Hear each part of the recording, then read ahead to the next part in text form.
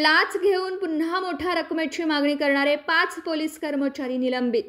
खंडणी मागितल्या प्रकरणी 5 पोलिसांवर चिखली पोलीस ठाण्यात गुन्हा झाला दाखल.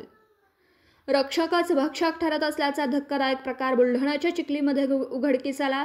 कर्नाटकातून आलेल्या वाहन चालकांकडून जबरदस्तीने पैसे उकळणाऱ्या 5 पोलिसांविरुद्ध गंभीर स्वरूपाचे गुन्हे दाखल करण्यात आले. त्यामुळे खाकी वर्दीतील या पोलिसांचे गुन्हेगारी स्वरूप चव्हाट्यावर आले.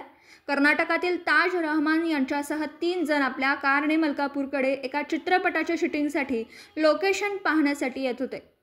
दरम्यान चिखली बुलढाणा मार्गावर 2 वाहतूक पोलिसांनी त्यांचं वाहन अडवलं.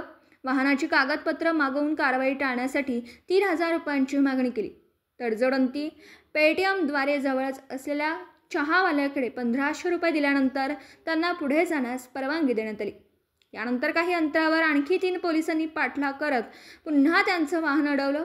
वाहनात ठेवलेल्या शूटिंगसाठी वापरण्यात येणारे एअर रायफलच्या आधारे गुन्हा दाखल करण्याची धमकी देत त्यांनी तब्बल 2 लाख रुपयांची मागणी केली. परंतु ताज रहमान यांनी गाडी नेत असताना तिचा अपघात झाला. या प्रकरणी चिखली पोलीस ठाण्यात ताज रहमान यांनी दिलेल्या तक्रारीवरून विविध कलमान्वये गुन्हा दाखल करण्यात आला. जिल्हा पोलीस अधीक्षक निलेश तांबे यांनी या प्रकरणाची गंभीर दखल घेत पोलीस विभागाची प्रतिमा मलिन करणाऱ्या 5ही पोलीस कर्मचाऱ्यांवर निलंबनाची कारवाई केली आहे.